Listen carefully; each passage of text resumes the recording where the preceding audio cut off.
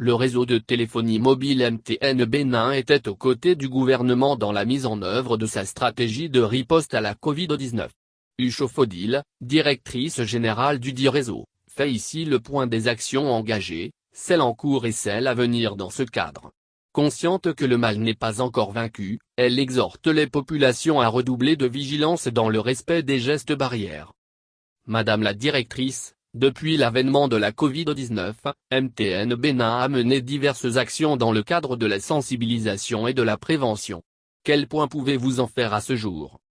Comme vous le savez, la Covid-19 a surpris tout le monde, de la même façon qu'elle a surpris MTN aussi.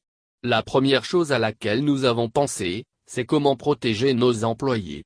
À ce titre, un certain nombre d'actions ont été menées, notamment nous assurer, autour de nos agences et autres lieux de travail de nos employés, de l'effectivité du respect de la distanciation sociale, du port de masque. Nous avons aussi installé des dispositifs de lavage des mains à l'eau et au savon à l'entrée de nos agences pour protéger aussi bien nos employés que nos clients. En plus, le groupe MTN a initié le Yellow Hope qui signifie en français espoir. Cette initiative nous a permis, dès les premières heures, d'offrir au ministère de la Santé 100 thermoflash. En matière de moyens de communication, plusieurs actions ont été menées. Il s'agit de la mise à disposition de 500 téléphones avec la data sur 4 mois pour permettre aux différents agents de santé qui travaillent sur le terrain de pouvoir interagir et échanger entre eux dans le cadre de la lutte contre la pandémie, du don de 20 pocket Wi-Fi avec la connexion Internet qui permet aux agents et aux coordonnateurs qui se déplacent à travers ces différentes zones de pouvoir rester connectés. Nous avons mis également 5 routeurs à la disposition du centre de pilotage de toute l'activité avec la connexion Internet et aidé le ministère de la Santé à mettre en place et à activer une ligne verte raccordée au SAMU pour que les acteurs soient informés et puissent prendre les premières informations nécessaires en cas de symptômes. Par ailleurs, ayant crainte que les transactions monétaires soient des facteurs de propagation du virus, nous avons procédé à une réduction des frais sur mobile monnaie. Ainsi, nous avons fait la promotion de la monnaie numérique pour permettre aux gens d'aller plus vers la monnaie électronique et éviter de manipuler l'argent liquide. C'est dans cette dynamique que le paiement des factures de la SBAI a été rendu gratuit. Quant aux transactions entre deux individus, elles ont été rendues gratuites à hauteur de 5,000 FCFA. Ça veut dire que lorsque vous faites une transaction entre 500 et 5000 FCFA, vous n'avez pas de frais de commission à payer. De même, nous avons réussi à augmenter la limite du portefeuille électronique, passant de 2 millions à 3 millions FCFA pour que ceux qui mènent des activités commerciales et qui reçoivent de l'argent puissent en avoir plus dans leur portefeuille pour ne pas être obligés, une fois qu'ils ont atteint la limite de 2 millions FCFA, de devoir faire des transactions manuellement. Nous avons également augmenté la capacité de réception qui est passée de 10 millions à 12 millions FCFA, et désormais les paiements aux marchands sont gratuits. Il n'y a plus de commission qui soit prélevée, de la même façon que, lorsque vous faites une transaction de portefeuille électronique vers la banque, les commissions ont été annulées pour aider les gens à avancer. Tout ce que nous avons cité comme activité sur mobile monnaie continue de se faire. Ce n'est pas que nous l'avons fait juste au début de la pandémie. Quel est votre rapport en matière de disponibilité du vaccin anti-Covid-19? Comme vous le savez, la pandémie n'est pas finie. Le coronavirus est toujours là. Conscient de cet état de choses, le groupe MTN, dans son approche, est entré en partenariat avec l'Union africaine pour distribuer des vaccins dans certains pays dont le Bénin.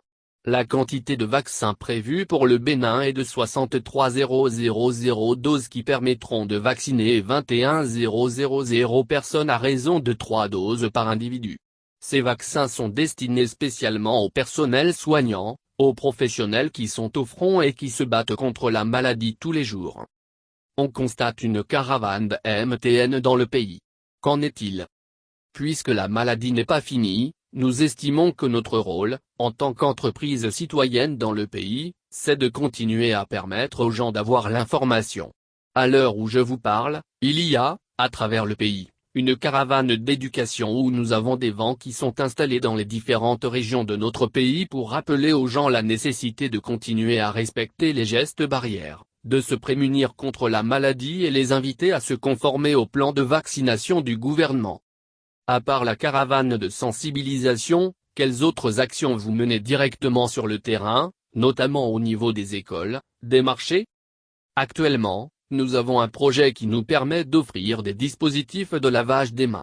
Nous sommes en train d'offrir des points d'accès à l'eau potable dans les écoles. Nous avons commencé avec un lot d'écoles en collaboration avec l'ONG International Aide et Action. Il y a environ 3000 enfants qui sont impactés par le projet d'accès à l'eau potable avec, dans chaque école, de blocs de robinet qui permettent aux enfants de pouvoir se laver régulièrement les mains avec du savon liquide. En dehors de ça, nous avons fait d'autres dons.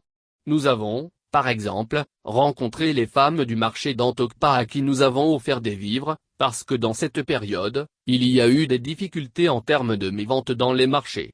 Nous sommes allés au centre des personnes âgées à Tokan où nous avons également fait des dons. Nous avons rendu visite à l'agence pénitentiaire pour offrir également à nos frères en prison des dispositifs de lavage des mains mais également des vivres. Quelles sont les actions à court et long terme? Le plus important pour nous aujourd'hui, c'est de nous assurer que les personnes sont de plus en plus informées parce qu'on a l'impression que les gens ont baissé un peu la garde, un peu comme s'il y avait un déni de la maladie, alors que la maladie est toujours là et continue de faire des ravages. Donc notre souci, c'est de continuer à nous assurer que les gens sont informés. Il y a des actions qui seront faites progressivement et nous sommes heureux de pouvoir partager notre approche avec d'autres organisations.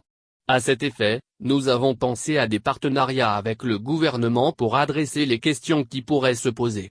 Il n'y a pas une seule façon de faire. Nous avons déjà essayé d'autres manières de procéder et nous sommes ouverts à toute forme de partenariat qui nous permettra d'aller plus loin.